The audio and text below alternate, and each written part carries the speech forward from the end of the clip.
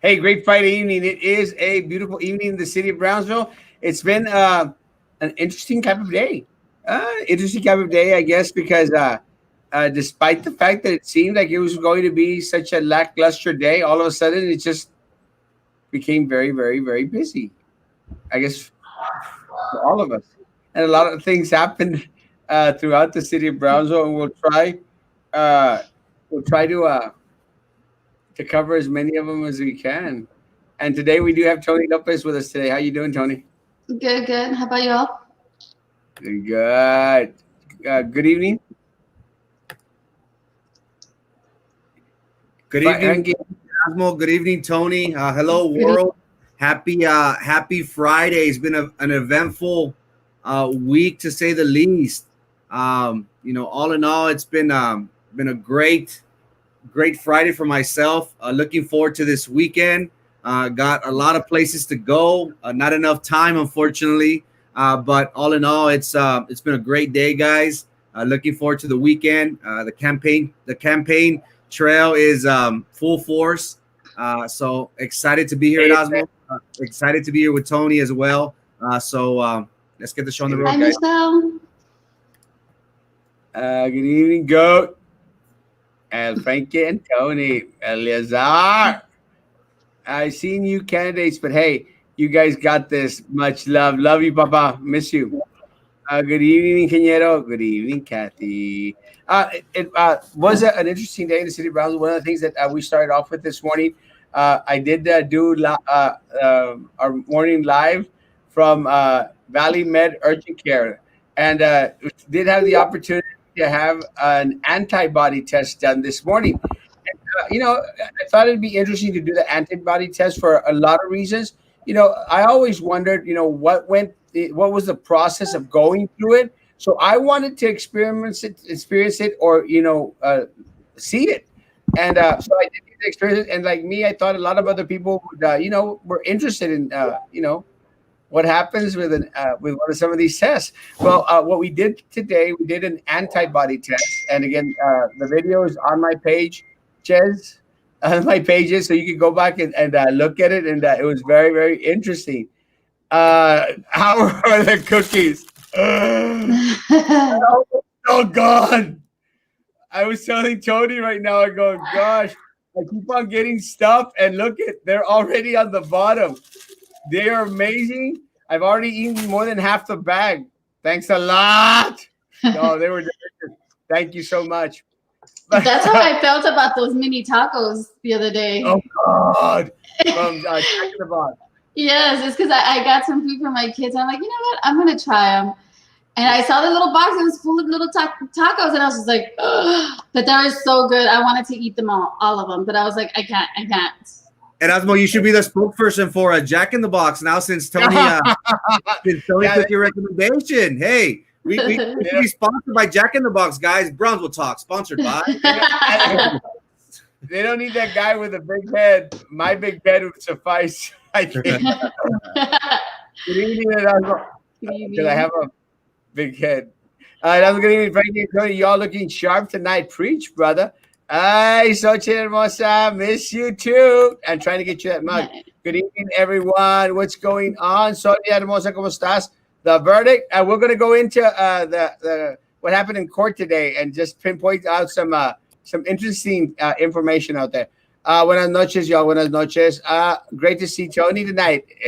What about us, bro? Hi. Hey, Paul. I fixed my hair. Buenas noches, Frankie Erasmo, y tu invitado, Tony. Gracias. You're looking very nice, everyone. Thank you, Ernest. God bless you, Ernest. And let's see. Y'all dressing up like you're hitting the town. Y'all look great. Thank you, Papa. Appreciate that. Are you wearing pants tonight? Yes. Well, it's funny, but look, you know me. I will throw everything out there. I don't care. They are actual shorts that look like boxer shorts, and I bought those at the Pulga for $3, and I have like a whole set of them. So before coming to the office, I was walking through Walmart, so it's nothing inappropriate. But anyway, doesn't matter. But today I am wearing pants because someone was going to stop by today to bring me onion rings and a small shake. So in case I said, in case they do, I don't want to be wearing shorts that look like underwear. So yes, Peppermint Patty. Y'all are dressing up. Yes, yes, yes. No hitting down. Good evening, everyone. It's going to be a great night. It is going to be fun, I think. Last night we had an amazing night. A great, great night. Great information from Judge Luis Sorolla. You handsome devil, Frankie. That guy's right, everyone. Amen for sure. Ivan de la Garza, good evening, my man. God bless you. Hey, and thank you, Ivan, for reaching out to Dr. Eder Hernandez. Ivan works the Jabsil radio.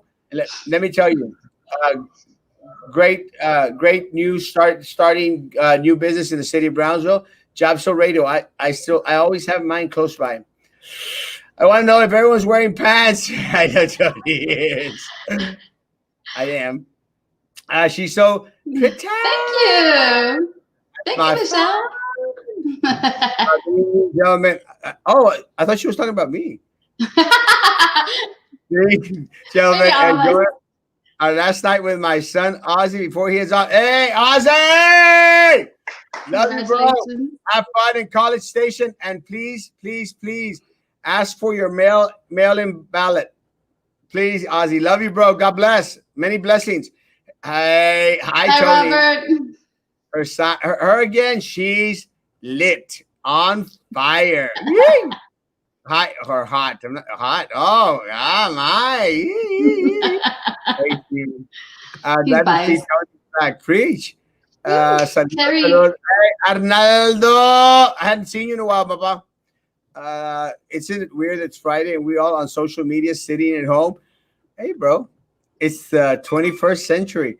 Beauty queen sister love Love you me. too, sister. Oh, It's my sister. I'm like, thanks. Looking good, sister. Love you. Frankie, histórico triunfo de El Bayern Munich ante el Barcelona. Wow. Blessings to y'all. Erasmo, thank y'all for all you do for the community. God bless you, Manda. Love you. So, in regards to the antibody test, did the antibody test, and look, and one of the reasons why is, I had a suspicion that maybe back in March, I might have had the Rona. And the reason I suspected maybe was because of a great influx of a lot of mocos. I know that a lot of times y'all see me on here and I have and I'm, blowing my nose with the mocos, but that's not so much because of the Rona. It happens because I have a small stomach, and I have a small stomach because I cut half of it off, or 2/3 of it off. And this is back on 4 years ago. And because of that, every time I eat or I drink, como que tira los mocos para afuera. Like The Exorcist. Y'all don't remember The Exorcist? Am I that old or what? No, I remember The Exorcist. Oh, okay. So I did the antibody test today. Negative. I got cleared. Negative. Have never had the Rona. And guys, that's again, I attribute that to taking care of yourselves, guys.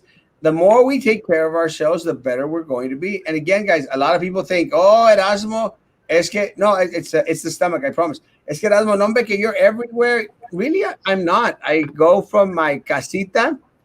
I go to my casita to the office. Did you divorce Carlos? Where's Carlos? No, Carlos is still Hi, working in LA. Terry. I go to casita, I come to the office, I'll go do my necessary shoppings, and that is it. That is it. I as much as people think I'm a social butterfly or a butterfly or something, I really am not. I mean, I like doing it, doing the social stuff, but I like my quiet alone time. Rona, I thrive on my quiet. Sorry, it's not Rona. Oh no. Oh, No, no. remember, I suffer from chronic sinusitis, so it's just allergies. So next week, guys, we're going to do the PRC test, stick it in the nose thing. You're gonna do So we'll that? see how that goes, and we're going to do that live as well. So we're going to see what happens with that one, guys. Again, I've always wanted to have the insights, and again, I want to thank Valley Med Urgent Care, as they really greatly appreciate it. They are offering these services to our community, and it really isn't an expensive price. I mean, I think $95, which includes the test and the office visit. I think it's a cool deal in case you don't have insurance. I mean, it's good to know. And then if I would have tested positive for it, which meant that I had the Rona, then immediately I would have found a place to go donate blood. Because if you have had the Rona, you're outside the realm of the Rona. Please, please, plasma. Break down with some plasma, folks. People need. It's important. It is important. One thing that I did want to discuss tonight, I'm very, very concerned with the county numbers. Tonight we did get 102 positives for the city of Brownsville, and we did have eight deaths. Out of those numbers, we do have a very young individual, a 39 individual that passed away. Guys, the numbers are still wrong. The numbers are still wrong. And my concern, and I'm going to share a couple of concerns, but I'll start with the first one, include Tony in this one, finally. Guys, my first concern is the county is using these numbers. The district is going to use these numbers that the county is producing in order to say, hey, we don't need to file a waiver after the first 4 weeks. It's time to bring people back up onto campus. And I'll tell you why I say that this is going to happen, because the superintendent sent out a memo yesterday saying that he wants all staff to be back on campus full schedule, 8 to 5, starting on Monday. And there was a little confusion in regards to clarification as to what type of staff he was referring to. But the memo clearly stated all staff. Guys, I'm going to say it again. I do not believe anyone should be going back on campus as of yet. And I'm concerned that after 4 weeks, they're not going to request a waiver from TEA. They're going to start to request a slow inception in regards to bringing our students back onto the campus. Tony, your take? I think you're right, and I know I had a meeting today, and we're still under the impression that we won't be working from campus unless we absolutely have to. But I think that's exactly what they're trying to do, though. But I mean, obviously, other schools districts have done it, like Chicago, and I believe up in Houston, there's also a school district that opened up face to face. And I mean, they're already having, teachers having to quarantine and students and stuff like that. And I think somebody said it on your page somewhere where there were guinea pigs, and I hope that they see that even though our numbers seem to be low, because I truly don't think they're low. I think it's just been, since our numbers are so high for a long time, people got a little bit scared. But as soon as these numbers start showing, they're going to start going out again, and people are going to start getting together again, and the numbers are going to start going up again. And I think if we all go back to campus, it's just going to get worse. Frankie, your take? Cameron County has surpassed 400 deaths. I think we're at 406, 407. The city of Brownsville, had 166 positive cases today, and the age groups from teenage school year children is in their 20s, 30s. So it is very alarming, and I share the same sentiment. I believe that the school district will use these numbers, these inaccurate numbers, to justify the reasons for having staff go back to the building, and even students after the September 28th date. So, we are far from over in regards to this COVID-19.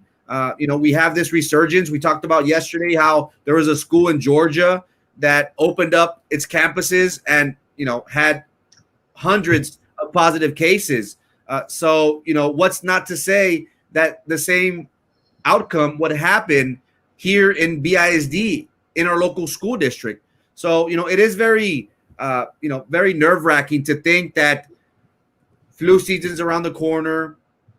Our second wave is going to come. The resurgence, is near. So, what does that lead us to believe? It all goes back to wanting to go back to school, wanting to ensure the funds. There is a distant learning concept that's going to happen for the first 4 weeks, But you have to understand, it's all about attendance. It's all about numbers. It's a numbers game.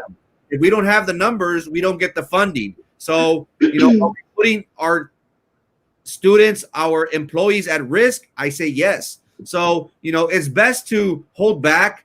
We talked about a vaccination.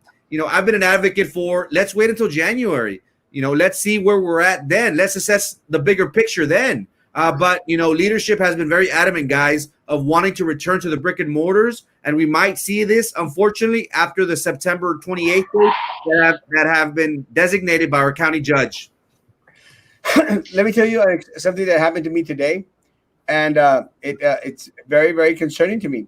I've shared on here. I shared this morning. I've been sharing these past couple of days that one of my family members has tested positive. Has been fighting.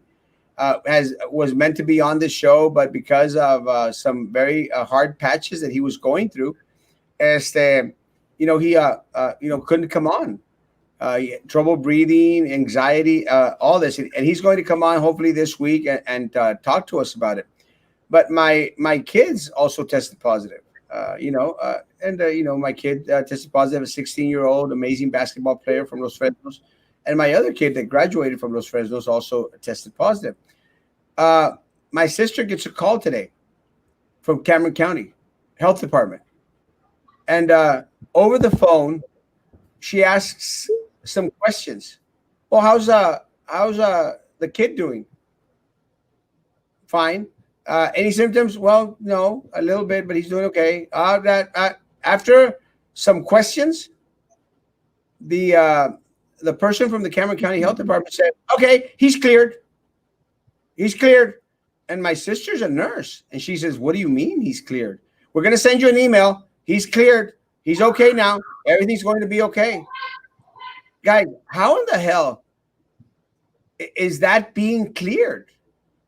Without going back and seeing someone after 12 days? It hasn't even been 14 days.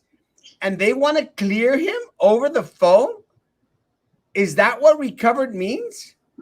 I mean, goodness. And my concern, guys, if they're going to do this to one of my kids, how many other hundreds of kids out there, thousands of kids that have tested positive, are they just going to call over the phone and say, "No, Brad, he's okay to go back to school. He's okay"? And a lot of parents, guys, are going to say, "Dijeron que estaba bien. They even sent me a letter." Because they're going to send my sister a letter saying that our kid is okay. Mm-hmm. Why? What's the rush? What is the rush? Over a phone call, they're going to determine if he's okay or not okay? Does it make sense to anyone, Tony? That's how they do. They don't make you retest or anything else. That's what they did with my sister too. They called her after a few days and they said, "Hey, how are you feeling? Any symptoms?" "No, haven't had any symptoms for a week." "Okay, you're cleared." And she went to go get tested and she still came out positive. I mean, she's then since tested negative, but when she got cleared, at that time that she got cleared, she had still tested positive. And I mean, it could have been one of those things where they tell you still have the positive, but not really positive. But how does anybody know that? We don't know. And luckily that, she wasn't going anywhere because of the fact that she had it. But now that she's been cleared, it's like, it's hard because she couldn't work for those amount of days, although she had been cleared by the CDC. But that doesn't mean that your employer is going to clear you. Well, fair explanation. Let me tell you guys, I'm concerned. So what we did today is both my nephews got tested again today, not by the county this time. So let me tell you, Cameron County, if in 2 to 4 days they come back still testing positive, I'm going to be one very, very pissed individual. Very, very pissed individual. Because if they are still positive, registering positive, because my sister decided to go get a test done, then y'all don't know what the hell y'all are doing. And the only thing that you all are doing is continuing to endanger our community. These Cameron County commissioners, all of them, continue to place our community in danger. All of them. The buck has to stop somewhere, and it stops with them. So in 2 to 4 days, guys, I'll be out here again, and I'll let you know if he's negative or positive. But if he tests positive, I'm going to be very upset, because what that's going to tell me is that there's going to be tons of kids out there, tons of individuals out there that have been cleared by this Cameron County Commissioner's Court. Cleared. And this district is going to make the decision to bring them back on campus after 4 weeks. Guys, it's irresponsible. I mean, there's no need. There's no rush. Calm down. We don't even know what recovered means. Look what happened to a friend of ours, from a staff member from Lopez High School, Erica. She's still been struggling with it to this day. What's the rush? Can you imagine if she would have gotten a call? No, you're okay. Go back to work. And then a big old relapse would have happened? Frankie? Who's to say that, these numbers are not right, And one thing also, Erasmo and Tony, that I've been hearing through friends and family is that, they get the contact trace call 3, 4, 5 weeks after the fact. And Dr. Eder Hernandez has been very good about, stressing the necessity to quarantine after one gets tested. But it just goes to show that we're not equipped. We don't have the resources. We don't have the manpower. And I understand, Cameron County, for whatever reason, it wasn't prepared to get hit with this wave. Whether that was lack of preparation, I don't know. But it's very alarming. Hidalgo County has been, pretty proactive about them testing, in mass testing. They've opened up, Bird Ogden Arena. And one thing that I've seen, guys, is that for whatever reason, the governor, and, no knock on our area, but the governor, always goes to Hidalgo County. The big money, the big funds, go to Hidalgo County. State Representative Terry Canales, we always see him on social media. So, it is very alarming. I hope and pray that we are kind of dipping in numbers, but, if we haven't been accurate for the past couple of weeks, couple of months, what's to say that we're now accurate? One would hope that we aren't testing positive as much as we have, but is that due to not enough people getting tested anymore? Could that be from people not wanting to get tested for fear of being positive? It just leads to many questions. So it is very, I kind of tiptoe around it because we don't know, and that's the scary part. I've always been a person who likes to control my life, likes to control, my surroundings, and whenever we're not able to control that, it's very scary. So, and I think that this is going to be our new reality from, God knows how long. So, Cameron County does, in my opinion, need help. Maybe they needed it, a couple of weeks ago. But I don't trust the numbers. I hope in a couple weeks, couple months, we'll have accurate numbers in regards to these COVID-19 cases that we've been dealing with. That's how they're clearing the adults. Well, my concern, and I understand that, Ronnie. My concern is that a lot of people are not necessarily always going to tell the truth about what's going on.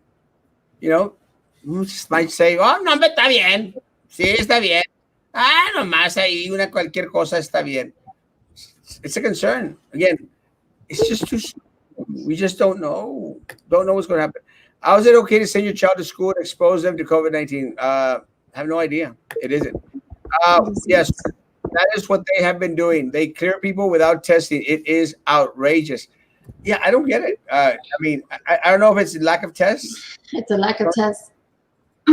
I think it's a lack of tests, and I also think it's also the fact that almost all our doctors are overwhelmed with the testing. And you're right. Some people don't want to test. Either they don't have the means to do so, or they, I'm sorry. Can y'all hear my son screaming again? No, okay. No, okay.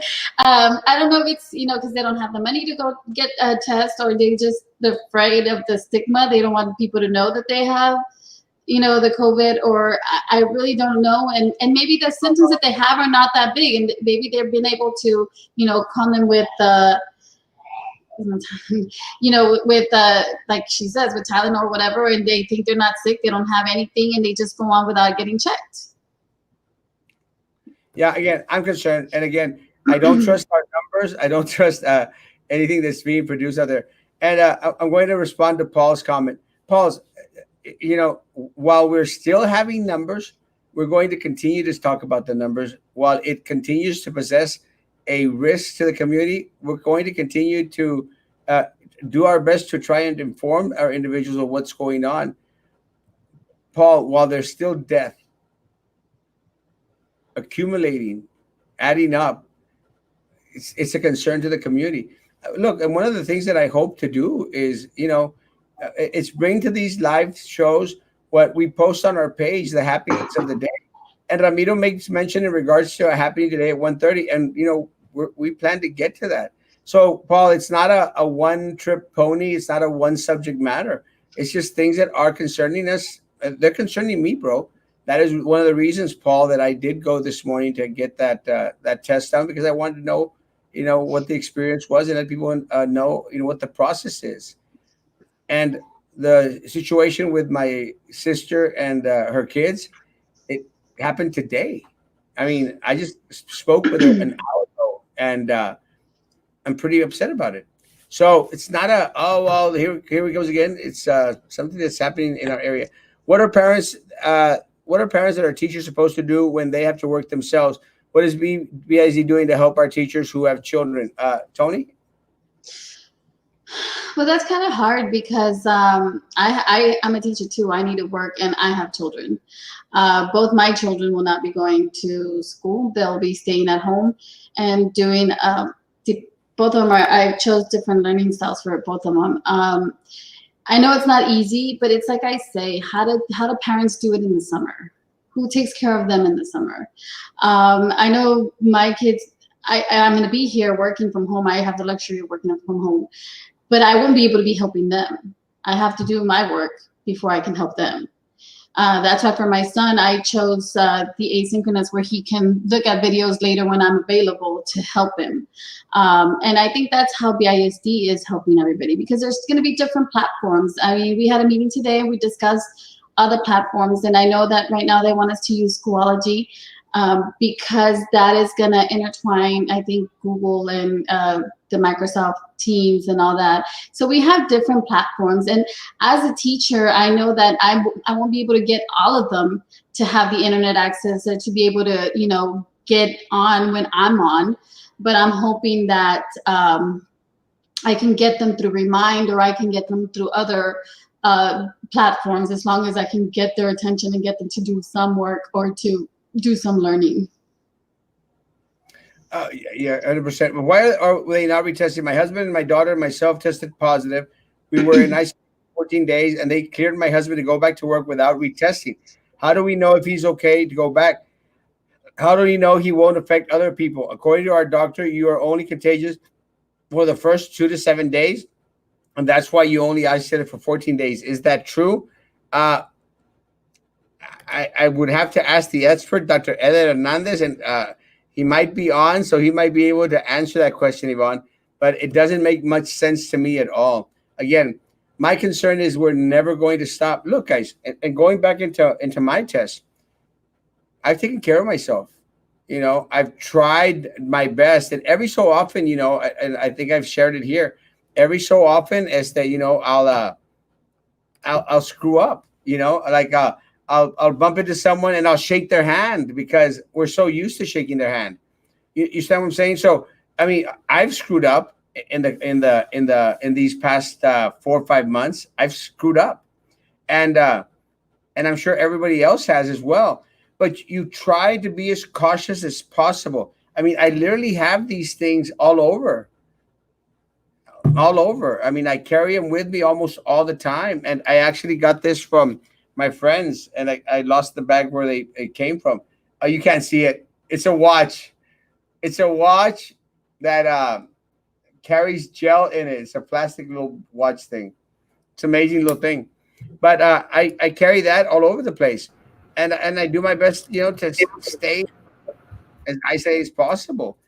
I don't know. I just think we're never going to get out of it. And the goal at the start of this was, to space out the time so that we could come back and find a vaccine for it, which hopefully it'll be very, very soon. The government, all effed up, and y'all as BIC directors should be on top of your game. My family is yours in your hands. I can preach so much, but guess what? My kids can to keep kids homeschool. All this finding money to get together. Awareness, where is that? It is that. Amen, brother. Love you. The numbers should not be trusted. Many are dying at home without even testing positive. 100%. That's my concern. Also, laboratories can't keep up. They cannot, and they keep on screwing up. We are retesting. If you need it at our office, Tony, to meet a need. At Tony to meet a need. Good. And again, amazing job out there. My sister went out there today, and I as I was leaving the testing site this morning, there on Boca Chica. I mean, a lot of people were coming up and honking. Erasmo, we're here. We're watching your thing. We came to get tested. So I'm glad that a lot of people are concerned enough to go and get tested. Good evening, Erasmo. Bendiciones, papá. Ayer un empleado de VID Transportación falleció al parecer por COVID-19. Bendiciones. Erasmo Castro, Mr. Amigo 2021. Preach. I guess we're going to have a virtual Mr. Charo Days this year. I'm ready for it. Ánimo, amigo. Jordi, God bless. ¿Me podrían ayudar? ¿Alguien me puede decir cómo puedo conseguir las ollas donde mis hijas terminaron sus cuarentena? Las hojas. Les hablo el condado y hasta ahorita no han recibido esa carta. Ellos están diciendo, Rocío, de que están enviando las cartas a través del correo electrónico. Eso fue lo que le dijeron a mi hermana hoy en la tarde. Mi hermana tampoco la recibió. Repito, mi hermana es enfermera. Dijeron que iban a volver a enviárselas por correo electrónico. So, mi recomendación es de que vuelva a comunicarse con ellos y pedirle que por favor le envíen esas cartas. The clots produced by COVID cause cardiac arrest, and many don't get labeled as COVID-19. Yeah, that's what they're saying. That's why my dad is saying, tómate una aspirina y no te pega el corona. Papá, trust the aspirina. Dr. Hernandez, I run an office in Hidalgo County, and I talked to the state, then Hidalgo County, and they said people shouldn't be testing twice because it's creating backlog. I do not know. Summary of recent changes, updates July 2020. A test-based strategy is no longer recommended to determine when to discontinue home isolation, except in certain circumstances. Symptom-based criteria were modified as follows. Change from at least 72 hours to at least 24 hours have passed since every last fever without use of fever-reducing medication. Change from improvement to respiratory symptoms. Yeah, I don't understand a lot of that. But I think what he's trying to say is retest. Well, stop it and stop complaining. Preach. CDC coronavirus. I'm not sure. So during the summer, parents take children to daycare. How is that safer than school? One of the things I think that they did initiate some guidelines for daycare. I mean, they weren't allowing more than 10 people onto daycare.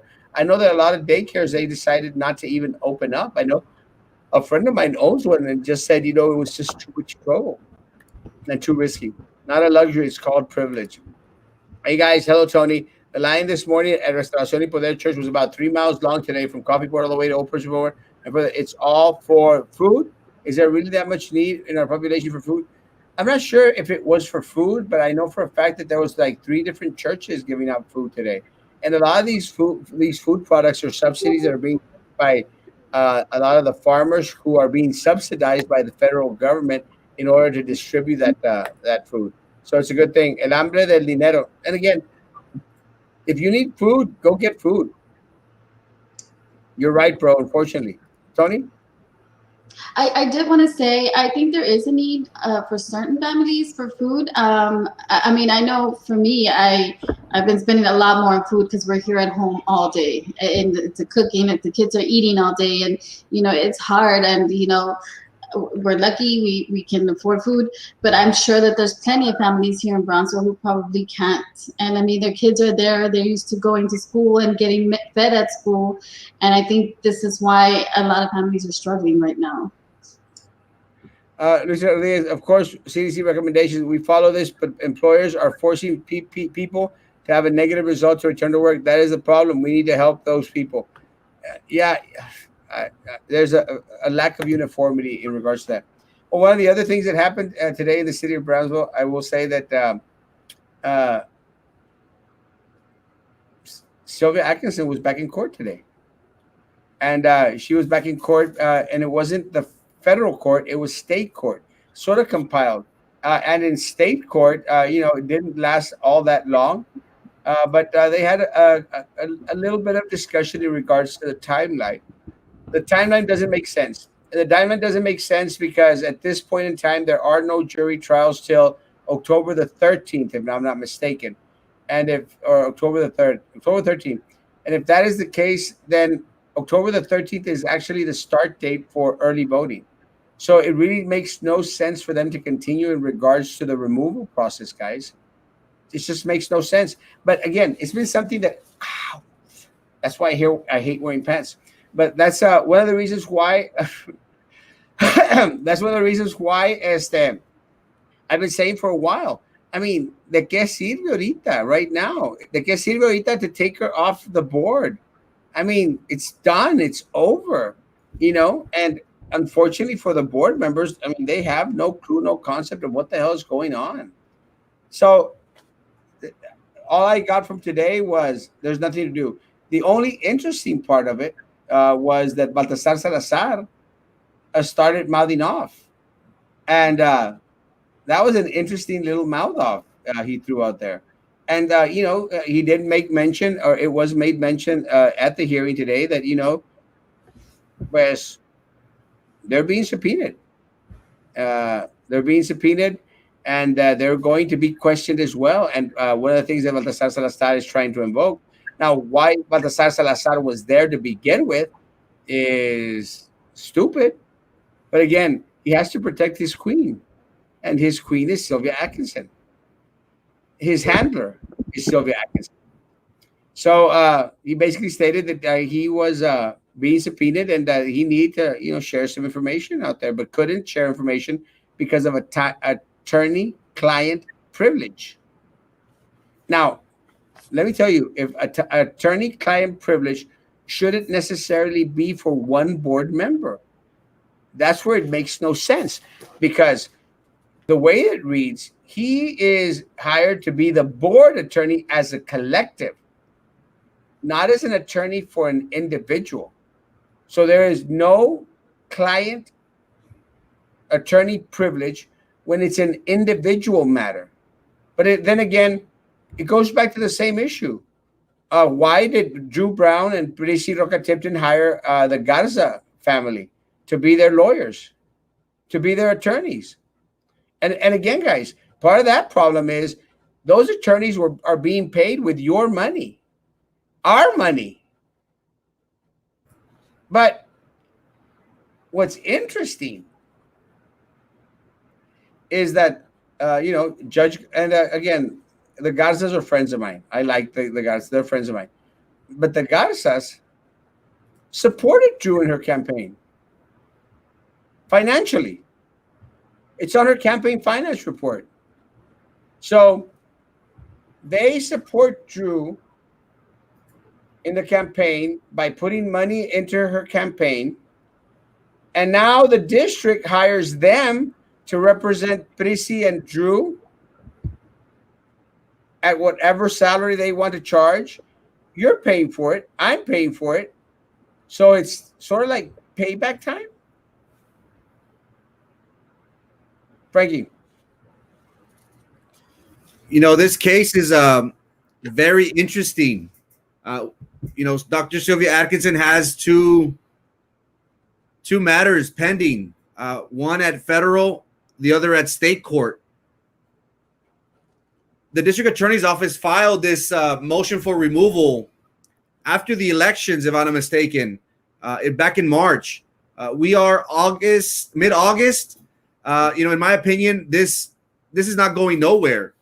There was a discussion during today's hearing in regards to the information, the discovery that the state of Texas has requested from BISD, including text messages, emails, and other documentation regarding Sylvia Atkinson and other board members.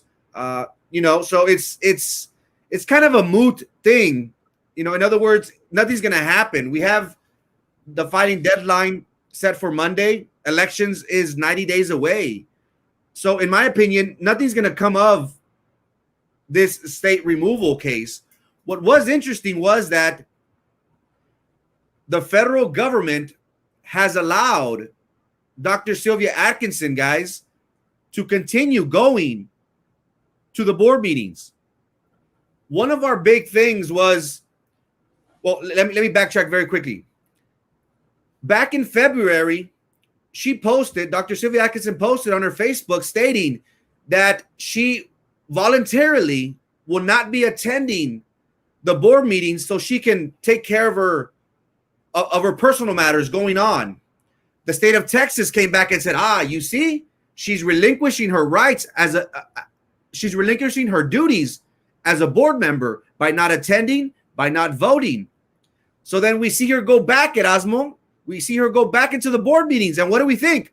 Oh, what is she doing? She's going against the federal judge's, admonishments from her to stay away. But it's very weird, guys. It's very weird in the sense of, we all thought that she could not be around January 20th. The co-defendants, the co-conspirators. But today it was revealed that she has been given permission to attend these board meetings. So it's kind of like, it's kind of scratching my head. Like, is she cooperating? Is she being allowed to be going to these board meetings to try and make it seem like everything's A-okay? But in reality, she's, singing to the federal government. So the one thing that we got from this hearing is that she is contemplating running for re-election. Her defense attorneys, who are, in my opinion, one of the best, are adamant that they are confident that they will get their client off these federal charges. So, we have an individual who has been federally indicted for bribery and other 7-8 counts, who's contemplating running for re-election. Her trial, if it goes through, would be at the start of early voting. So, it's very nerve-wracking at Erasmo. And the one thing that comes through all this is that she is still having communications with the board. And the state of Texas alluded to the fact that she is possibly, using her position as a board member to get things to her benefit, such as attorneys, such as, her other fellow colleagues on the board. So, this has been a very interesting case at Erasmo, and this will, only encourage more people to watch. So, as of right now, Dr. Sylvia Atkinson is a school board member. In my opinion, she will not get removed due to the timing of the re-election coming in 3 months. And she is allowed by the federal government to participate in the board meetings from here until her term is up. That's if she's not, if she runs and gets reelected again.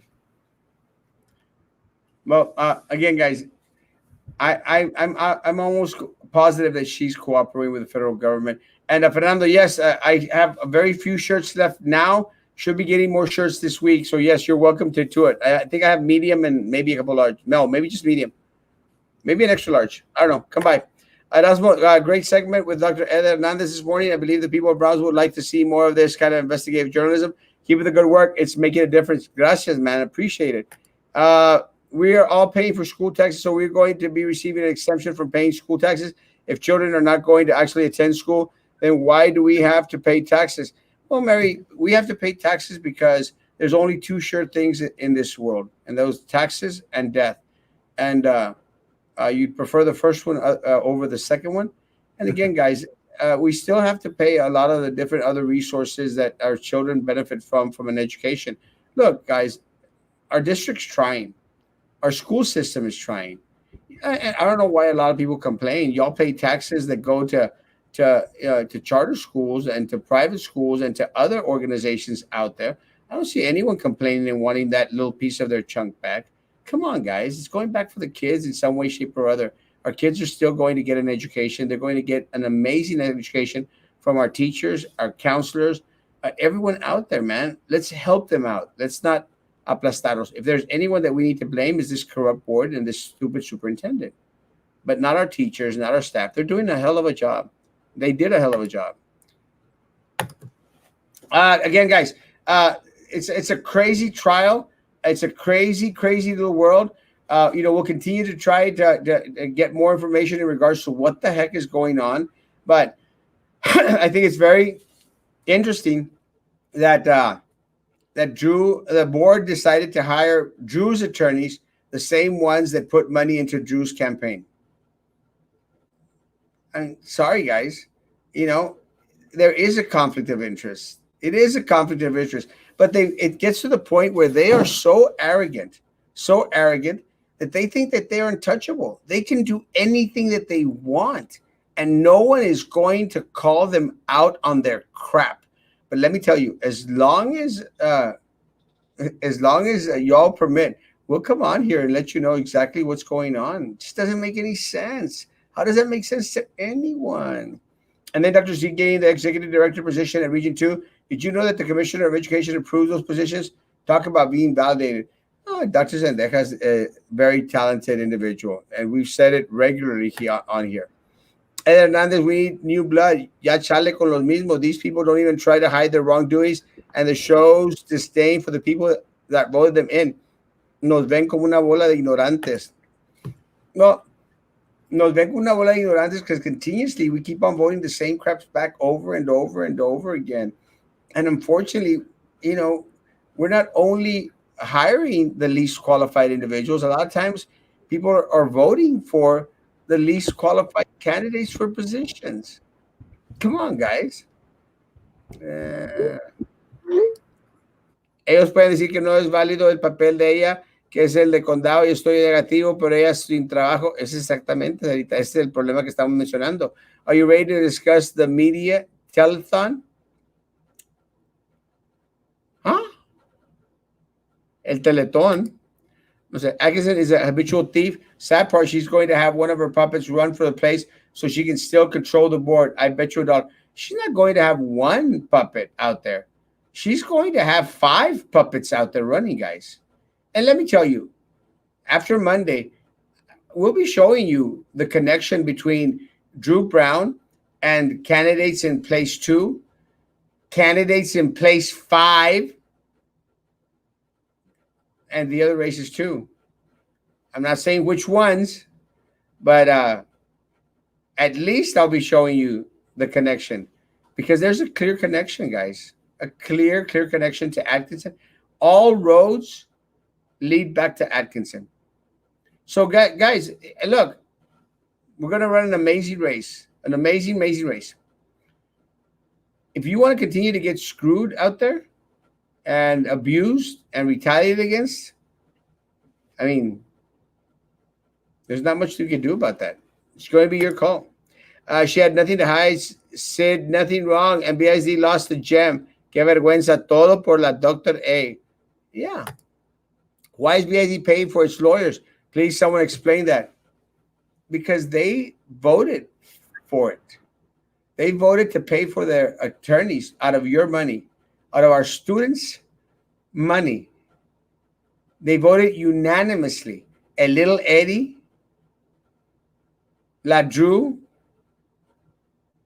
La Prisi, Laura, Philip, and Minerva voted unanimously for you to pay for their lawyers for their illegalities. Simple. Saludos a Steffi. Sylvia has made a... Is that bad? Sylvia has made a pack... I still don't get it. Sailor made a pact with her father, Satan. Can we get Dr. Zendejas back as superintendent? Well, maybe. Fuera con las ratas. I can't imagine other schools. Tú suelta las óperas, my Frankie. We have your backs. After Monday, Pepper and Patty. Let me tell them. Thank you, Donel. Gotta remember the people of Brownsville voted in a guy while he was in jail. People of Brownsville. Tony, one of the things that came out as well throughout the this week, and actually I think it was yesterday, was a memo from the superintendent that all staff are to go back onto campus. Have y'all received clarification in regards to that? As far as I'm concerned, I know that we had a meeting this morning with because I'm part of the math department, and we had a meeting with them, and we're still the same. We go in only if we need to absolutely work from the campus. Otherwise, we're supposed to still work from home if we can. I haven't received a directive from my principal to go in Tony, on Monday or to start Monday. I'm sorry. And There's been, in the correspondence that was released from the superintendent, it alludes to, some could come to work and others could work from home. How true is that? Or who is able to work from home, and who gives the directive, or who has the option to choose whether they want to, work from home or, work. I don't think it's so much an option, and I don't think it's you work here. I think it's there are some people who don't have the means at home, or who would prefer to work from their classroom because they have their dry erase, they have their projector, they have all the means that they need to work from home. As a matter of fact, today I was wondering, because I teach resource math. And math is not an easy subject. It's, I have to teach a little bit of geometry in every subject. Mostly I do Algebra 1 because that's our testing area. And most of our kids are freshmen. So when I do teach Algebra 1, I do a lot of hands-on, and I do show them a lot of examples. And so this last year, it was a little bit difficult for me because I would have to work out every problem step by step on a paper, and then I would take a picture, and then I would send it to them through Remind because they didn't have the Google Classroom, or they couldn't get on my Zoom. So I was thinking that I should go out and buy myself a little mini dry erase board so that I can be able to work from home and have be able to write and have them see the problems. But I know that if I were to work from campus, I'd have better access to the stuff that they have. Well, again, I think what's going on right now is that there's no clear directive from the main office in regards to what individuals are supposed to do. There's, I think, more confusion than anything else, because if you read the letter, it basically says all staff.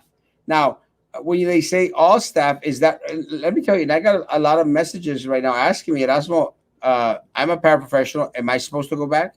I work as this. Am I supposed to go back? And my comments to everyone out there is, please contact your principal, contact them and ask them if you are included in the all. See, it doesn't make any sense. It doesn't make any sense when they say all go back on campus. You say all, does that mean absolutely all? Does it mean only the professional staff? Does it mean only the classified staff? Who are you referring to? It doesn't make much sense. There's no clarity.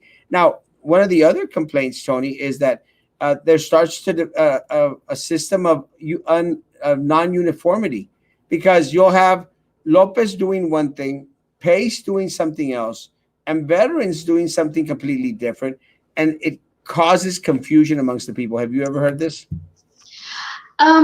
Yes, and I can, and I'm not gonna lie, we are still not 100% sure as to what platform we're gonna use, because I know TA wants us to use, Schoology, and I think it's a fine program. I mean, it has a lot of stuff, but as teachers, we've already set up classrooms with Google. We've already set up classrooms in other platforms. And as far as I'm concerned, I think Schoology is supposed to intertwine all of these things together, or it's supposed to make it easier. However, like I said, I had a meeting today and we weren't too sure exactly what platform we were going to use. But I know that my principal, I mean, Ms. Aguilar, I know you all know her. She's great. She has a plan for us. And she has, I mean, like you said, it might not be uniform with every other school. But if Schoology does not work for us the way we want it to work or the way it's intended for us to use it for, we do have Microsoft Teams, and we started setting that up since last year. So, you know, and we started getting trainings for Microsoft Teams before the year was over last year. So she had us pretty much prepared on a platform. And like I said, you know, she has a plan for us. If there's something, as long as she has something for us to do, you know, to make it work for our students. And like I said, and it's not easy because not everybody has access to internet. Not everybody has access to devices. And I know there has been a shortage, not at our school so far yet, but it's not going to be easy. It's not going to be easy. And we do need a lot of the parents to work with us and to, you know, help their kids try to enroll. You know, I hear a lot of, well, we only have one phone, we only have their phones.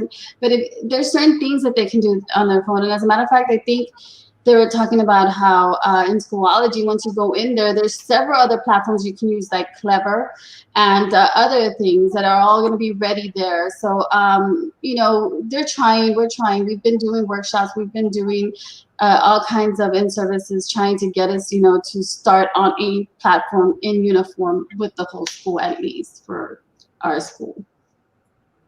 Well, it's just very confusing, and again, unfortunately for a lot of individuals out there, it's starting to appear that there is absolutely no plan, and the plan that they have right now is kind of wonky. One of the other concerns is that there aren't any supplies. There aren't any supplies, and there are definitely not enough hotspots, and definitely not enough computers out there, guys. There aren't. I mean, I just posted where Rivera is canceling out the distribution. Stell Middle School canceling out the distribution, guys.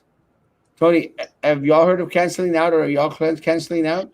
I know I've heard of them. We're going to postpone the dates. I know that I think my son's school is also postponing the dates. And I mean, you know, I don't know when everything was ordered, but, you know, shipping everywhere is slow. It's not going to be up to par. You know, and it's very, you know, disheartening because I called like several parents and I told them come Monday, and then I'm like, oh, never mind, don't come Monday. But you know, and they were very understanding though. I mean, we have to also kind of be understanding. But you're right, we didn't have the all the materials, and I know that they wanted to try to, you know, put as much as they could together, but they want to do it all at the same time. They don't want to give out some now and then some later, and I get it. We're in the middle of a pandemic where it's affecting everybody. It's affecting not just Texas, but every other state. And, you know, it's affecting factories. It's affecting distribution services, you know. Around the world. Around the world, exactly. No, and that part is understandable, Tony. But would you agree with me that if we had started preparing in fall, that I think we needed to start preparing either early in the summer, or I mean, I just think like you think. You know, our numbers were low, and I think people were thinking everything was starting to open up, you know, and businesses, restaurants, and, you know, other places. And I think people thought that we were going to be able to go back to school face to face. And, you know, as soon as things started opening up, our numbers started climbing. And Frankie was right. We haven't had our second wave. We have not had our second wave. And this winter, when we have flu season, it's not going to be the second wave either. We're still going to be on the first one. And it's sad because we've lost already way too many, and I think it comes from the top. I think it comes from our top leaders, the government. I think they should have reacted faster and better. I know there's many countries that have been able to get their numbers under control, because they were strict on the shutdowns. They were able to get their supplies in and all that stuff. And it's just it's a big mess. It's just a big mess. Frankie, being proactive would have surely helped us, Frankie. That's my slogan. Uncertain times require decisive leadership. During times of necessity, during times of uncertainty, we need people who are proactive. That are willing to grab the bull by the horn, so to speak.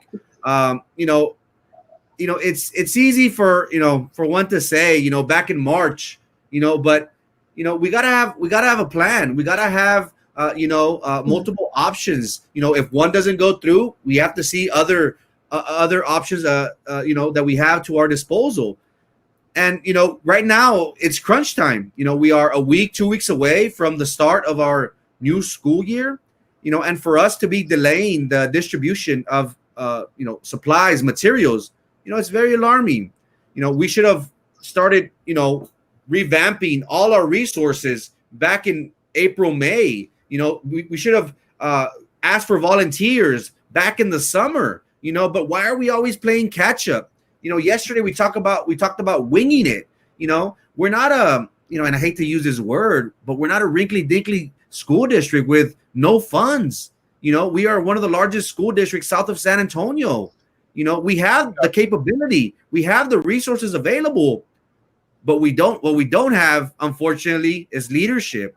And it's sad to say that our students and our community are the ones that suffer because of this. So what's going to happen, when we don't have enough hotspots, and again, McAllen is always, that city on the hill. They're always one step, two steps ahead of us. They're working diligently, putting out Wi-Fi accesses throughout the city because they are working hand in hand, working in tandem with their school district and with the anticipation of the new school year. We have 2,000 hotspots. That's not enough. Brownsville is a huge city. We have over 52 campuses, and it's unfortunate that not everybody has good Wi-Fi in their locations. We have some families that live outside of the range. So again, it's decisive leadership. That is what we are lacking here at the district. And unfortunately, it's sad for a district the size of BISD to be winging it so close to the start of the new school year, and that's very alarming, guys. And Ronnie, just to say, Hannah actually did an amazing job today. Hannah did a great job today in the distribution. Hats off to Hannah. They placed their order in early. And again, this is what we want from a lot of our principals out there. We want you to be also proactive. And look, guys, even if you have to stand up to administration at some point in time, you got to do what you got to do to protect it, to fully serve your students. So yeah, Hannah did do a great job in distribution. I got a lot of compliments in regards to it. That's exactly what they want, confusion, because they don't have a clue of what to do. They don't. And at the end of the day, it's going to be your fault. It's going to be the teacher's fault. It's going to be the diagnostician's fault, the counselor's fault, the principal's fault. It's going to be their fault. I mean, I had conversations with principals a couple of days ago, all day. I mean, it's the first time that's ever happened. I get calls every so often from principals.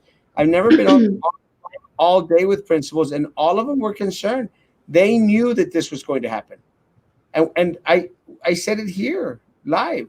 And they knew that this was going to happen, that they were going to have to postpone the dates because they weren't going to get the material. And they knew that they were going to be held responsible. It's not a good thing. Microsoft is also go. I don't think any of the schools will be getting supplies, but I know that I know we have the laptops and we do have hotspots and stuff like that for the students. But as far as I'm concerned, none of the schools were able to get any of the supplies. None. And we haven't started the process of handing out devices, but we did have early on. We had already for our parents to start asking for devices and everything. Yeah, and Rivera just posted that they won't be distributing. Stell just posted they won't be distributing. And again, and we learned about the Stillman. Stillman has what 1,500. I thought it was 800, but they say 1,500 students. They got 40 devices, 40 hotspots. It's not going to be enough, folks. It's not going to be enough. And again, it's a reflection on the high administration. The problem is that high administration is not the one that are going to be dealing with the parents that are going to be upset. The parents that have already taken time off to be there on Monday and Tuesday, and they won't be able to distribute anything to them. It's just poor planning, guys. But poor planning happens when you don't have a plan. And unfortunately for us, we haven't had a plan in a long, long time. It's very, very unfortunate. Saludos para Orly Moreno. Buenas. I'm not normally like this, but John White told me to carry the torch while he's in jail. Pobre me. Thank you, guys. Pobre me. Thank you. Pobre me. John White. John White gets thrown in jail every every Every time other he day. comes out. He gets thrown back in jail every time he comes out. Hey guys, if I can make an announcement very quickly, Hidalgo County just issued a press release. 20 deaths, including the county's first pediatric death due to complications from COVID-19, was reported.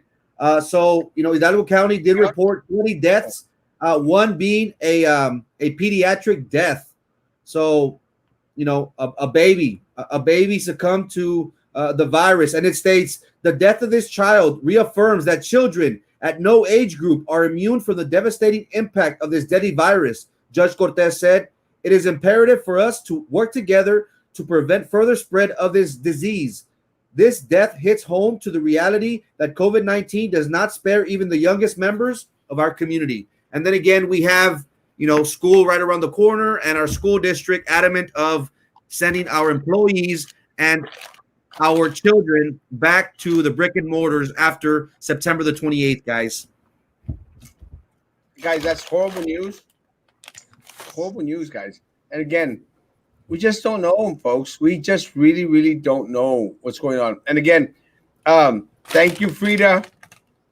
Thank you, Frida, Where's my food? for dropping off onion rings and Dr. Pepper shakes. Am I chopped liver or what? Yeah. No, it's very unfortunate, guys. Thank you, Frida. I love you. It's very unfortunate that anyone loses their children. And, we sometimes focus on the deaths that happen far away in regards to pediatrics. The 7-year-old little girl that passed away, school age children that passed away. Guys, we were talking about a little child, losing their life up there in New York. Now we're going to be talking about a little baby, a little child losing their life here next door to us. It's just getting closer and closer. And one of the things that I'm sorry, I'm still seeing it. I'm still seeing that wave and the progression, and we have to follow the trends. If it happened in New York 2-3 weeks ago, it's going to be happening here in our backyard today or tomorrow. Tony? I think it's very sad. I think that is that the first child that dies in the state of Texas? Do you know, Frankie? I'm not sure, to be honest. I want to say no. The one locally here in the Rio Grande Valley, yes, but I want to say Texas, probably not. And that's a thing. That's a common misconception where people think that, oh, well, the kids will be okay, but obviously they're not. Not all of them are okay. And I think you posted a picture, Erasmo, and there was a child hugging the grandmother, and she's on her grandmother, and the child comes and is like, Grandma, I just, they let us go home early because we all got infected with COVID, and she's hugging her grandma. And that's the problem. first of all, it's a misconception where it doesn't affect children. Secondly, they do get affected, and maybe they may be asymptomatic, but they may go home and spread it to their parents and everybody else who they live with. And a lot of people live with their grandmothers or their moms and their dads, the elders, and and it affects everybody in the household. And that's why it really irks me when they say it's okay, let them all go get sick because they'll be okay. But they may be okay, some of them may be, but who's to say the people that they infect are not going to be worse off than they are? It's, it's just too soon, guys. And look, and as much as Betsy DeVos wants to go on there and say, oh, only 0.02%, look, guys, why? If it's one child that passes away, because of COVID-19, it's one child too many. I mean, do you want it to be your child? Why are you so nonchalant? It could be your child. It could be your child. And look, guys, I don't want it for any child out there. Let's wait. Let's be patient. Let's hold off. Let's do distance learning. Let's do what Port Isabel did. They said the whole year. And you know what Port Isabel is going to do, Tony? And I just burped a little bit. What Port Isabel is going to do is they're working on their distant learning program as they go, because they've already made a decision, a concise, precise decision. Hell no, we won't go. Like the same thing that in San Antonio, that superintendent. No, if you insist on taking our funding, we are going to see you in court, because the safety and the welfare and the lives of my staff and my students comes before your threats. So we'll see you in court. That's what we need. We need to hold off. Be patient. Look, at the end of the day, guys, I'm going to be on the board in November. And we're going to make sure that everyone stays away, stays home. Now, I could be self-serving and saying, you know what? No, ahora sí, todos para adentro. No, guys. No, we're going to make sure that every single individual on campus, teacher, staff, classified professional, and every single student is safe. And the way that they can be safe is through distance learning and staying away from the buildings, 100%. Tony? I think you're right. I think we should do the whole year online. And I'm not saying that because I'm a teacher and I want to be home and not do anything. But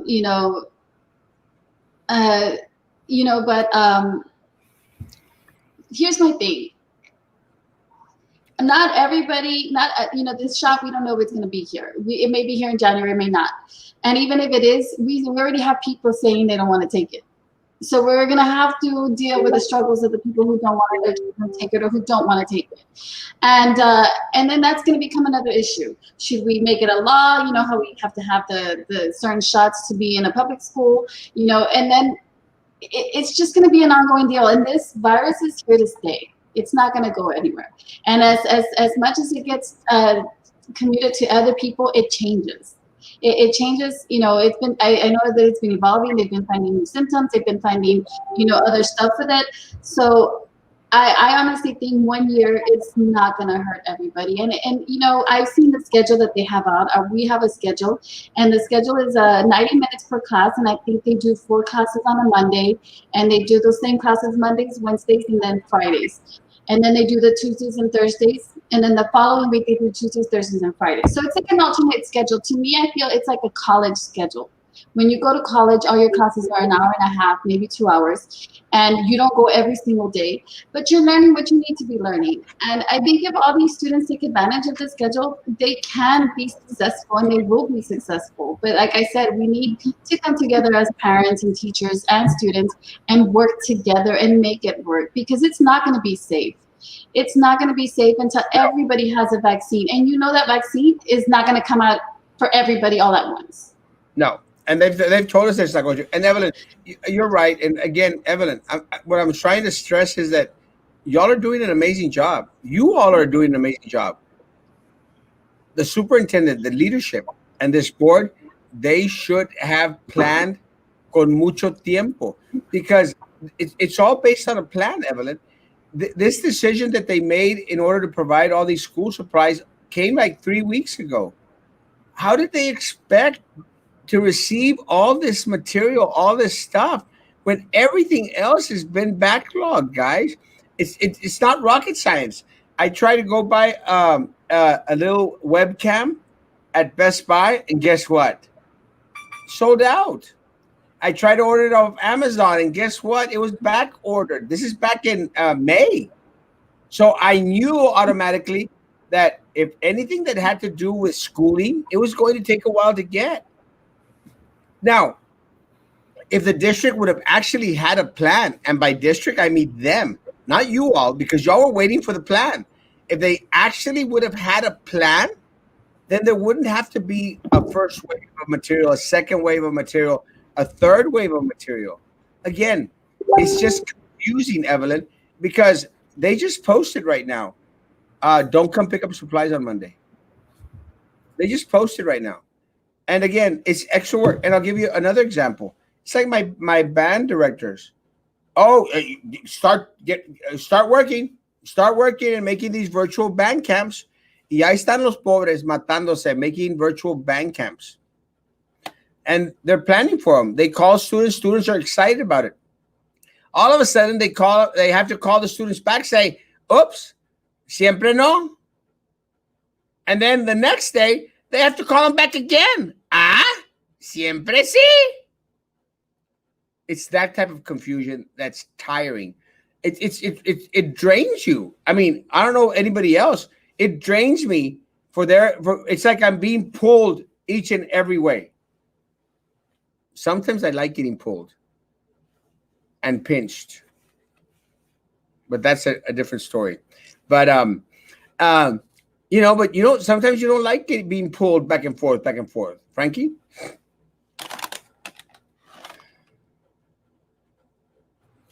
Yeah, it is tough. Teachers have a very tough job, and all our concerns, and all our disapproval. Do not think that we are addressing our teachers and staff. It is not your fault. We blame the leadership for their lack of decision making during these troubling times.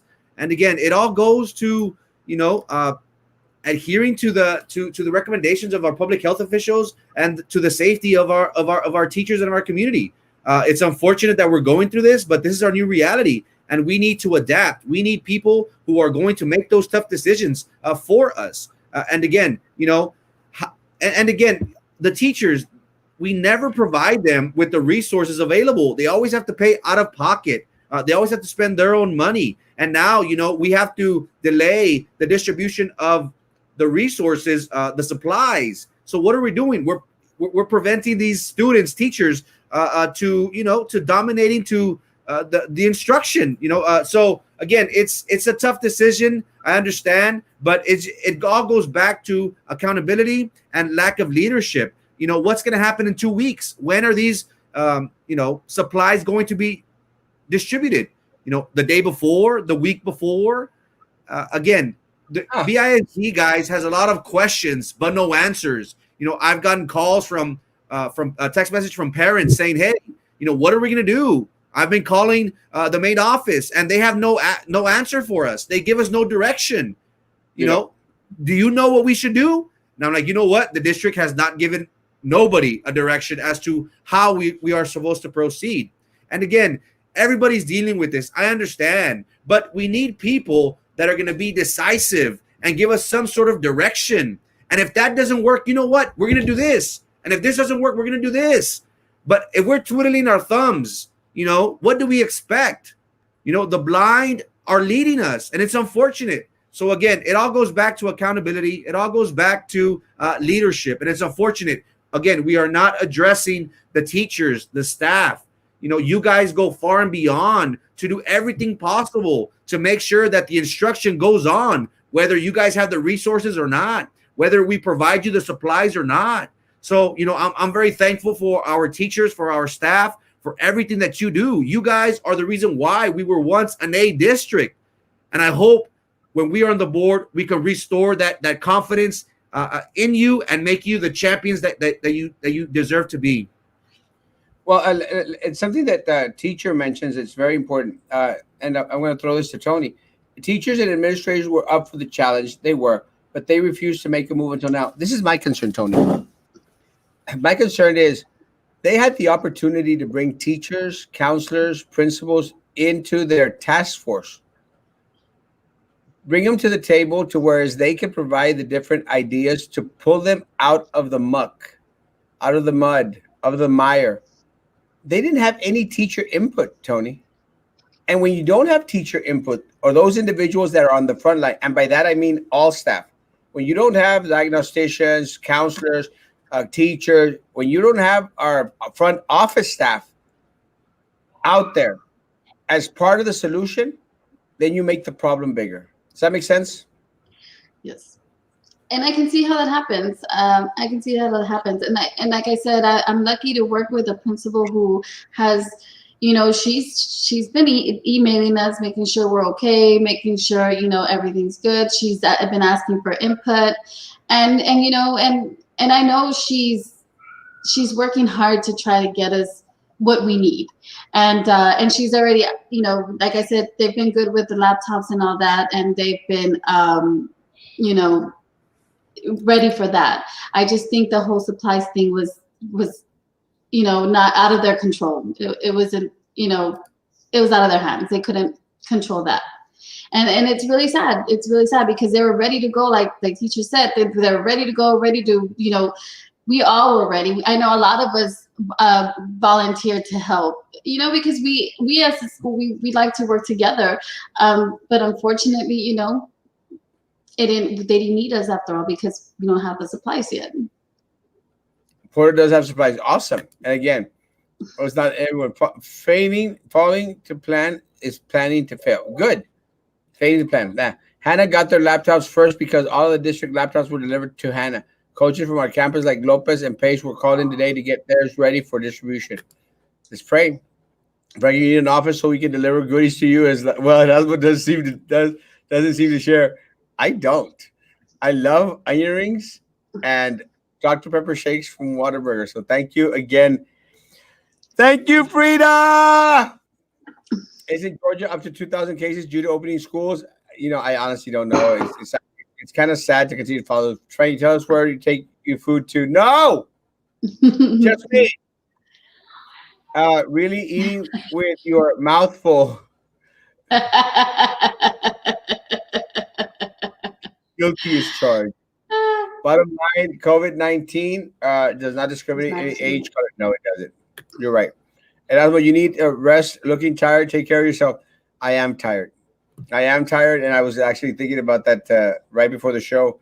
I am beat. So I'm going to take some time tomorrow to actually take a nap. And I always make plans like I'm going to take a nap today, and I don't. One thing that I want to share before we drop off, because it is late.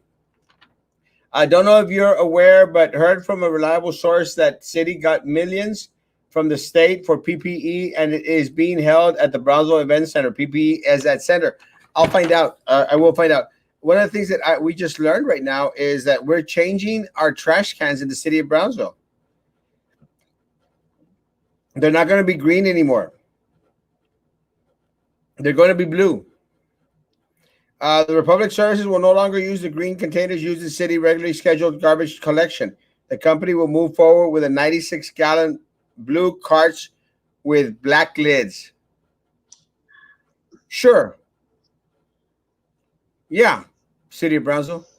In the middle of a pandemic, when you've had issues with picking up the trash we have now, when you have brush trucks running into vehicles, garbage not being picked up, sure. Let's change all the garbage cans in the city of Brownsville. Why don't we? Seems like an amazing idea out there. Tony? I'm wondering why we haven't incorporated recycling. I don't know. That's my thing. I don't think they should change the cans. I think they should add one for recycling. I don't know. I don't know. It's my I take on don't that. get it. Guys, we're in the middle of pandemic. It's like just pick up the trash. I moved into my house during the whole pandemic, and I had like almost a whole week and a half without a trash can. And I had to call them and be very ugly because I needed a trash can. I was like, I have to walk to my neighbor's house to drop off trash can. I'm not staying safe. So I need my trash can. And eventually they brought it. It's true, Stacey. Guys, why City of Brownsville? Why? Why are you making my job so much harder? I mean, for the next 2-3 weeks, all I'm going to get is at Erasmo, they haven't come picked up my trash. At Erasmo, they haven't picked up my trash. At Erasmo, they didn't bring me a blue trash can. Why? This is why I'm tired, guys. This is why I'm tired. Because just when I think that everything is calming down, ahí sale el superintendent con sus estupideces. Riding a damn turtle. A turtle with back problems. Sipping on a strawberry daiquiri. It's not good for the turtle. ¿Qué le hizo la turtle? Save the turtle. And then you got the city of Brownsville changing trash cans in the middle of a pandemic. Guys, I have a hard enough job as it is already. I'm going to start to run a campaign. And just when I'm going to start to run a campaign, you're going to change the trash cans all around the city of Brownsville? You're killing me, Smalls. You're killing me, Smalls. Ah! What about new trash cans? When are we going to get? You see? I'm already getting the damn questions. Go leave that for Erasmo After Dark show. I saw both of your yard sign posted in Lakeway yesterday. Looking good. Lakeway, where's Lakeway?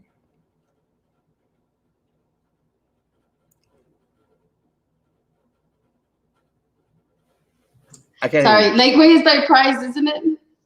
By price? Mm-hmm. That those over there by Benavides driving school and the. Oh, that's a Land O'Lakes, no? Okay, then Lakeway's over here on Alton Gore. And we're from Brownsville. I think it's before Stillman or something. We just don't get away. We just don't get away. We don't go out much.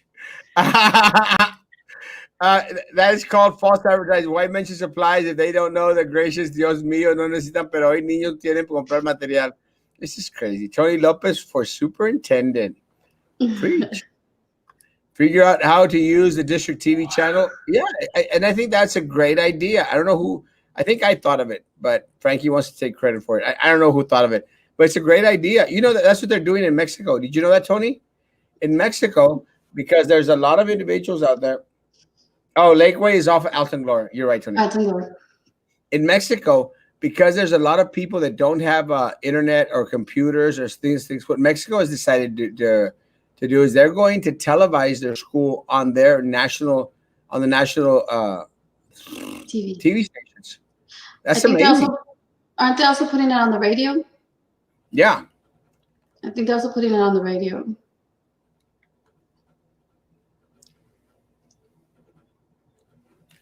Yes. Sorry, guys. So many people can't afford internet, cell phones. The cell phone companies are starting to change their plans, prices, hotspots, and everything. That it's difficult for a lot of families. Yeah, and Annette, one of the other things, and we just need a little bit more planning, guys. What about our students that live in Mexico?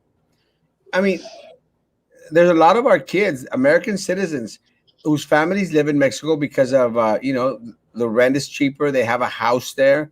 They're still American citizens, guys. They want to get to their education here, but they live in Mexico. You know, and in Mexico, it's very very hard to get a lot of the Wi-Fi at a decent speed out there. I don't know. It's just a lot of ifs, a lot of ifs that I really, really, honestly, you guys. And I mean, I know that we dog on the superintendent and them. I just really wish that they would have prepared a little bit better for all these different situations that are going to pop up. I mean, goodness gracious, that's why they make so much money. Come on. Tony Lopez is living and dealing with it. Well, we all have to now, unfortunately, guys.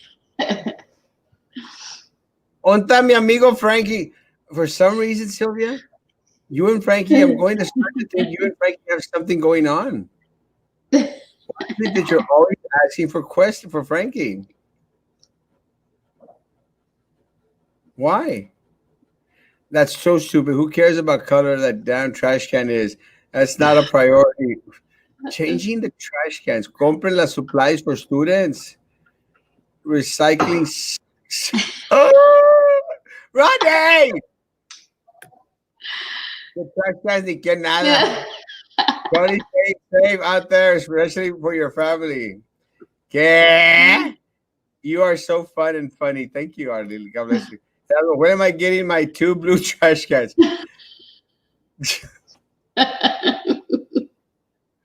That's just why I'm so tired. New trash cans instead of investing in trash sorters for recycling and biodegradable items. I know what half of that is. Turtle with money issues.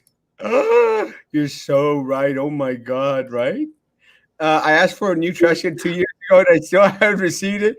I guess it'll be a blue one. Si acaso. Most of us who went to BIZ school did not like anyone going to St. Joseph. I really don't think that has changed. Why would they think it's fine to run for BISD board member?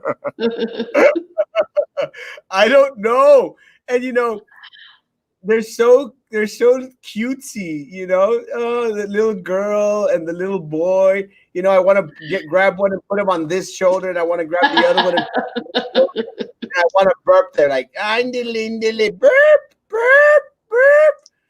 Why does anyone think that a 21-year-old and a 22-year-old that have lived all their life off mommy and daddy's money, traveling the world to Europe, riding on turtles at the Galapagos, eating caviar? I've never had caviar. Tony, have you had caviar? No, it doesn't really. I don't know, something about eating those little eggs. It's just no. Oh, they're eggs? They're like fish eggs, aren't they? They're like little fish eggs. Isn't that what caviar is? I don't know because I've never had caviar. Yo puros frijoles, nopales, flor de pita, y tortillas. And you know what? We were so poor, we would actually eat las suegras. You know what las suegras are? No. I probably know if you tell me. I don't know. You know what las suegras are? Mm-mm. Anyone out there know what las suegras are? Las suegras are the bread, the ones on the sides. You know why they call them las suegras? No, because nadie las quiere.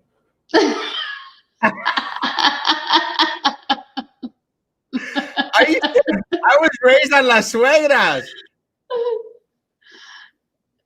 You never knew what they call las suegras? No. The big ones, the big little.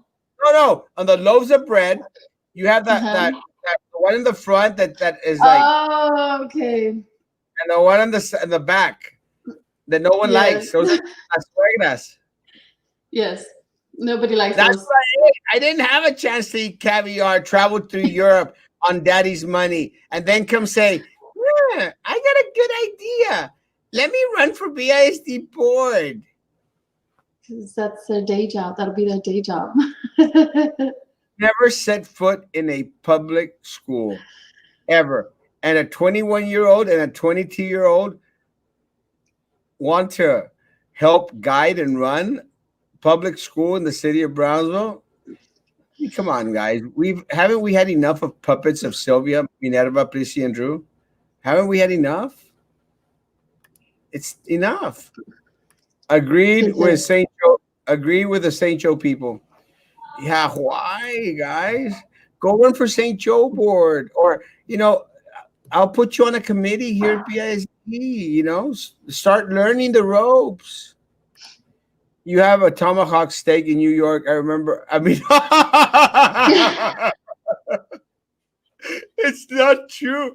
It's funny, but I know what you're talking about, Stacey. You know what's funny? I took a picture with a big old tomahawk steak, and I said, "Ow, it wasn't mine." And the reason I could prove to you it wasn't mine is because I have a stomach this big, and I can't eat. And if you see me eating, there's no way I can't even eat an 8-ounce steak. I really can't. But I know the picture you're talking about. But that's why, folks. A lot of people think that again, hombre, Erasmo anda socializing todas partes. Really, I'm not. It's just a picture thing. Hey, Dixie, pretty girl. There should be a debate set up to hear candidates. Guys, I am salivating at the mouth to debate a 21 and a 22-year-old. Salivating at the mouth. Anxiously awaiting. I'll be rested for that, I promise. Never heard this. How old are you? I'm 35. Never heard about the suegras. Oh, you never heard about a suegra? Guys, has anyone ever heard about las suegras? No? You're funny. You're funny. It's las orillas. The best part of the bread? No, it's not. Nobody likes that part because it's all crusty. I don't know. I mean, but it's the only thing que me dejaban. Me dejaban las suegras. Virtual online learning, like until January. Keep everyone home. Amen. I agree. No, but Chet up. Chet up. Nada dijo que era tuyo. I promise you. I promise you I didn't eat a tomahawk. I would love to try, but I'd probably eat like 2 or 3 bites and then I'd be throwing it up. It's the truth. Let's have a debate. Let me tell you, I'm anxious to be in a debate with my opponents, whoever they may be. Right now, it is a 22-year-old little girl from St. Joe. So I'm excited. Nope. Suegras de chorizo o tapatías o de qué. Las orillas del pan, le decimos las suegras. They're called the heels. That's what they may be called in English. In Spanish, they're called mother-in-laws. My mother-in-law, mother-in-law. Does anyone remember that song? My mother-in-law, my mother-in-law. That's how old I am. We call them las nalgas. They do look like nalgas. If you turn them around, they look like little nalguitas. Maybe if you're 21-year-olds and 22-year-olds, las nalguitas. Maybe that's what we call St. Joe kids that are running for BID board, las nalguitas. I'm sorry. I wasn't supposed to start campaigning till Monday. I apologize. My dad loved the end pieces of the loaves of bread. Las suegras. Eat that part before drinking and you won't get drunk.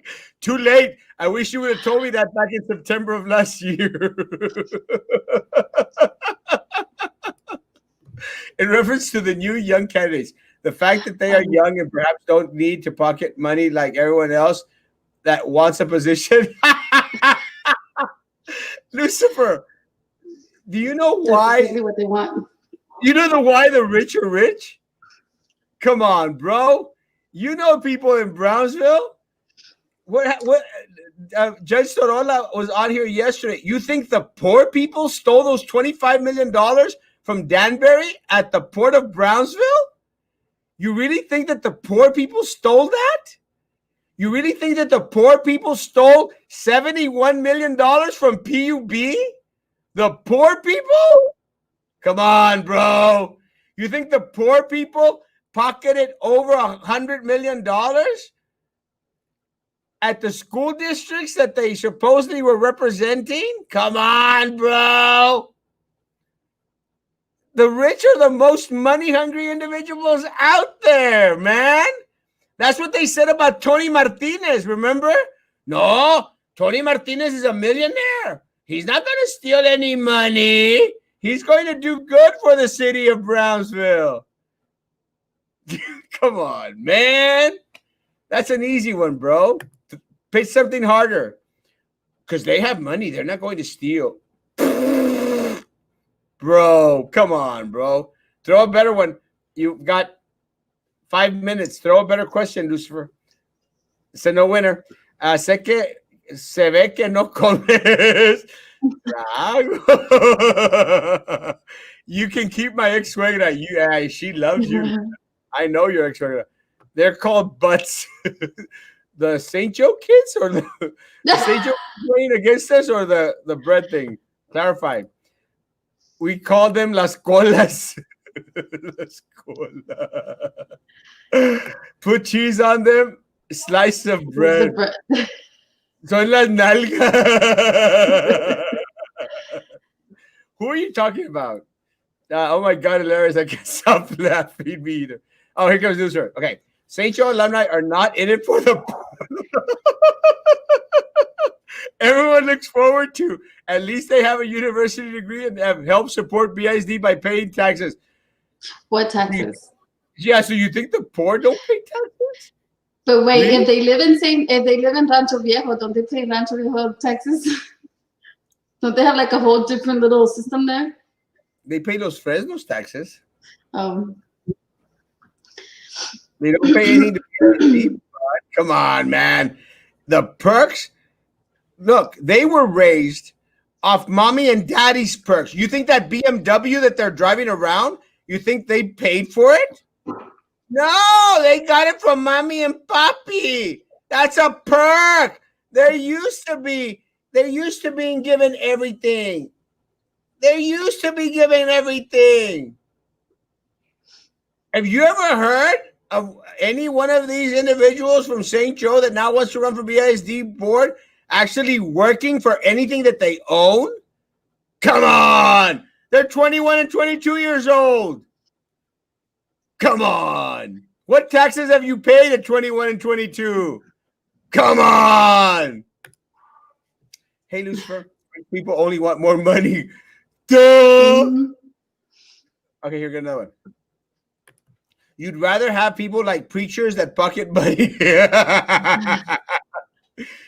I don't like Joel Osteen that much. I don't like a lot of the mega church preachers. I really don't. I think that a lot of these people that are out there, a lot of these preachers that are out there, send your money, send your diezmos. I agree with you out there.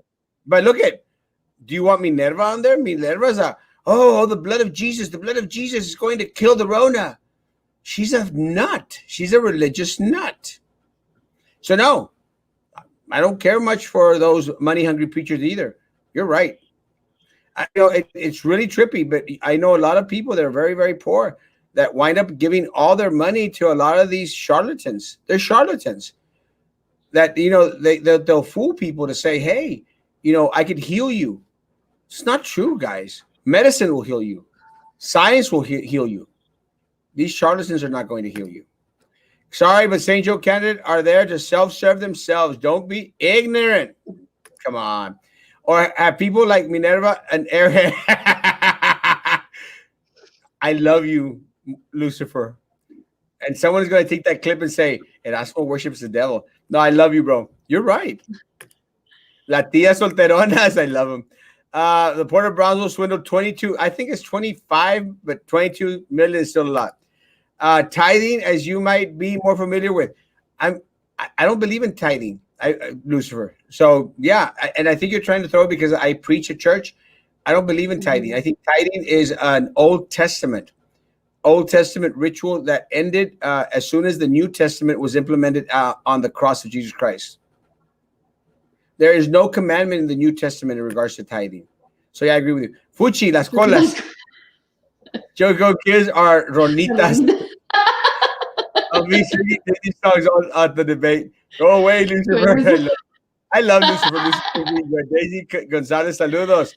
Not today. In the perks, what are they fit for? What do they know about public school? Please. El Nini. They called him las colitas. No, las suegras, porque nadie las quiera. Toda mensa la Minerva. She's an idiot. One of the requirements of anyone running for BISD, remember, should be that they are a product of BISD. We have to. It's like when you go to court and you are tried by a jury of your peers. I think the BISD district wants to be led by someone that has had similar experiences to them. Tony, last words.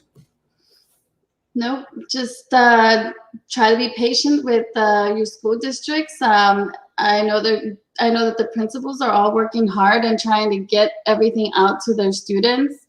So just be patient and try to work with us as a community, as parents and teachers. Come together and try to get this school year started. In that our kids are all being interested in it.